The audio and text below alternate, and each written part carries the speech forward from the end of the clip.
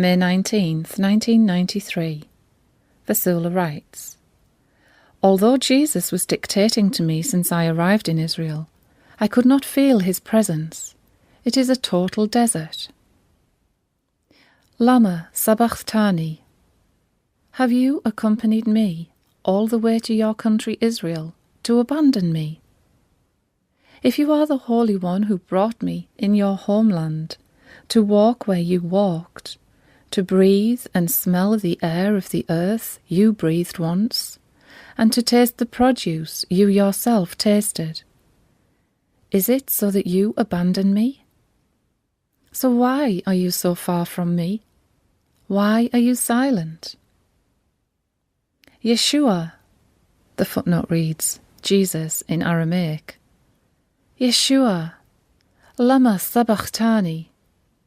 Have you brought me all along to the Mount of Olives to forsake me?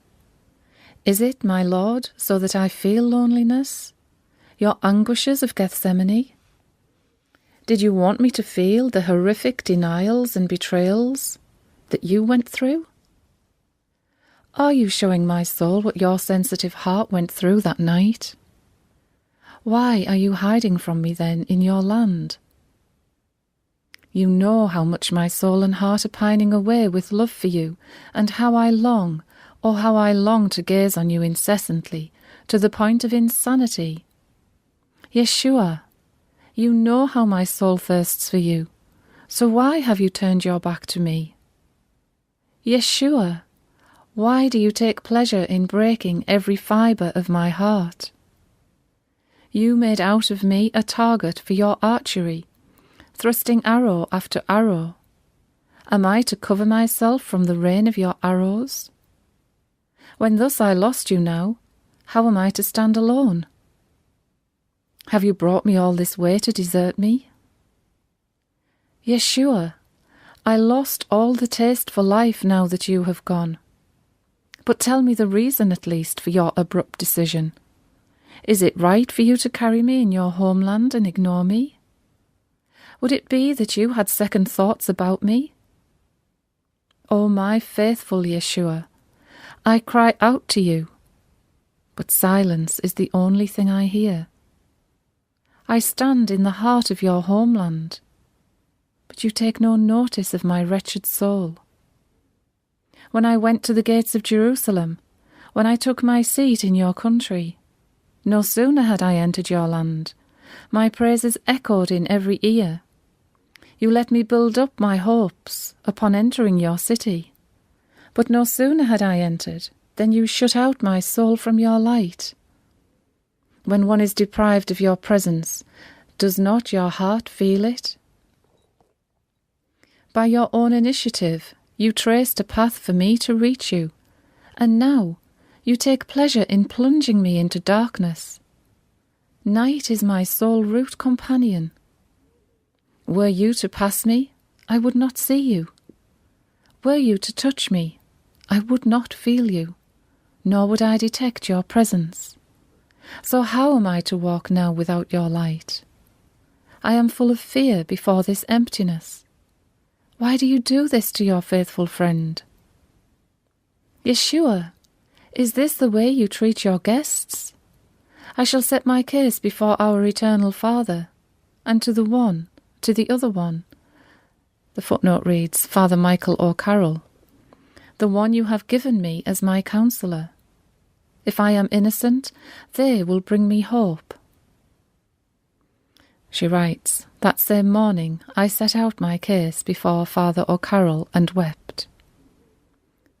Then later on that same day I saw my Yeshua with the eyes of my soul at the entrance of his tomb, and before I entered it, he lifted his hand, touched with his thumb my forehead, and crossed it swiftly several times, blessing me. Vassula writes, that same night. The Lord speaks. Peace be with you, so very little one. Courage, do not be afraid. Listen to my words. Are you questioning my faithfulness, my loyalty, and my gentleness? Have you not heard that they are beyond measure? Realise how I myself was broken in these moments of your atonement. The footnote reads, 3 days Jesus had hid away from me. Incense and appeasing fragrances, I do not get much from my own country. I used you to appease my jealous love, and to remind you of my past events. You are my guest, are you not? Would not a good host treat his guests generously, and see that they lack nothing? Why, I was determined to prosper your soul. But now, in my turn, I will ask you a question, just one. Did you doubt of my presence at the entrance of my tomb? The footnote reads, He waited, and I was silent. Answer me. She answers, Yes, slightly, Lord. In truth, I tell you, I had blessed you on your forehead with my thumb, more than once. The footnote reads, Christ's special blessing in the middle of my forehead had and has such an awesome power that it knocked out a lady in Omaha when she had come over to me and kissed me on my forehead, right on the spot where Jesus had put his thumb blessing me. She fell, slain by the Spirit for 20 minutes, at the entrance of the sacristy. Priests witnessed this event. This was in mid-June, 3 weeks later. The Lord continues, See how much I put up with you. So what I am asking from you is so very little.